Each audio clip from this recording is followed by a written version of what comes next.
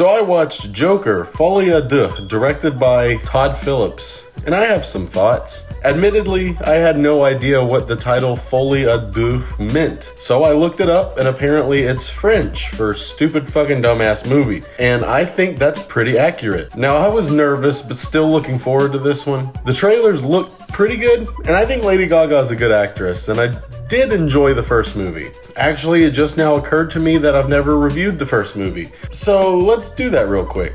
Joker 2019 is a fantastic comic book movie. This is the change of pace that the oversaturated genre needed at the time. This was released the same year as Avengers Endgame, and it couldn't have been a better yin to that yang. This was not action-packed, it was not attached to some big universe, it was rated R, and most importantly, it stayed focused. Joaquin Phoenix earned that Oscar. Riots out there. 2 policemen are in critical condition. You're laughing. You're laughing. Someone was killed today because of what you did. I know.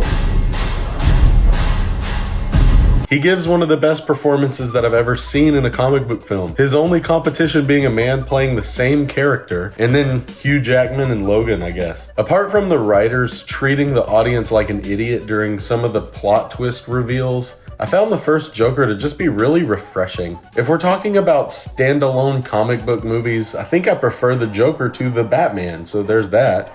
It should have been a one and done. This was a lightning in a bottle at the time of its release, and I really do love it. I'm gonna give Joker an 8 out of 10.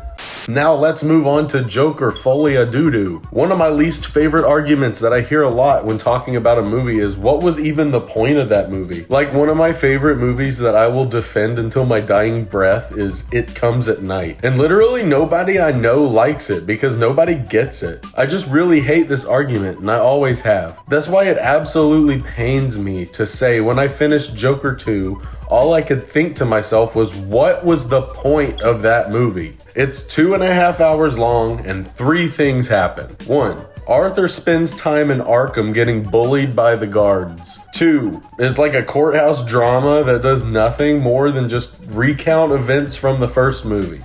And finally, our main 2 characters break out into song every 10 minutes or so. That's right, this is a musical. And I knew that before I watched it, and as stupid as the idea sounds, I always kind of defended it. Like, maybe it could work if it was done sparingly and properly, but it didn't work. I thought the music would at the very least have a purpose in the movie, but it really doesn't. The movie just kind of pauses every 5 to 10 minutes, and we enter Arthur's mind, where he and Harley Quinn perform musical numbers together. They do nothing for the plot of the story. It all just kind of feels like filler. It had me wondering at one point if the movie was just a musical because it's in Lady Gaga's contract or something, that like if she stars in a movie she has to sing in it. That would almost make sense, but I have 2 reasons why I think that this is not true. 1, Lady Gaga did not give that good of a performance as Harley Quinn. She wasn't bad, but like every other version that I've seen of Harley Quinn, live action and animated, has been better than this version. So I just can't fathom Todd Phillips making his entire movie a musical just to get Lady Gaga to star as Harley. And my second reason for not believing that is just how bad she sings in this one. Don't get me wrong, I think that she's incredibly talented, but Joaquin Phoenix cannot sing to save his life. And if you listen to interviews, they intentionally make her singing voice worse to kind of match his. Stephanie was like, we'll sing live. And I was like, well, maybe you will sing live because that's what you do, but there's no way that I'm singing live because I don't know what I'm doing. But of course, she was ahead of me, and she knew that the character doesn't know what he's doing. And we made this decision, like, for me at least, and something that we talked about, in approaching the songs, it needs to feel like it's come from Arthur, like the reality of somebody that's grown up hearing these great American standards, like on his mom's radio, and then just kind of singing it, but there's nothing polished about it. It should be rough around the edges, and it should feel like the visual was like a 14-year-old that's fallen in love for the first time and has no choice but to like sing his feelings. So wait, hold up. This is a musical, but you have your actors sing bad intentionally because their characters would sing bad? Is it not heavily implied in every musical in existence that the songs are, metaphorical and not meant to be taken literally? Am I really supposed to believe that the gangs of West Side Story are all seasoned vocalists who choreograph dance numbers off screen? Am I supposed to believe that Mufasa is teaching Simba how to sing these songs between takes? If these songs are all taking place in Joker's head, then why wouldn't he sound good? He's not actually singing, is he? Full disclosure, I really don't like musicals. I thought about it for a while, what is my least favorite genre of film? I don't care much for army war movies, and I don't really like the whole end of the world type shit, but I still think musicals take the cake as my just least favorite genre. And with that said, there are still musicals that I really like. So I think I could have forgiven this movie had the music in it been any good, but it was not good at all. And there's 13 songs in the movie, and they all last a good 3 to 5 minutes each. So when I say it drags, I mean this movie fucking drags. I cannot tell you the last time I was this bored while watching a movie. It Chapter 2, maybe? And honestly, I think I would go as far as to say I'd rather rewatch that boring-ass clown movie than this boring-ass clown movie. At least Pennywise doesn't randomly pull microphones out of his asshole and burst out into song every 10 minutes. I also may have forgiven this movie if the non-musical scenes were entertaining, but unfortunately those suck too. You'd think after the incredible character development in the first movie that this one would continue on with him as the Joker.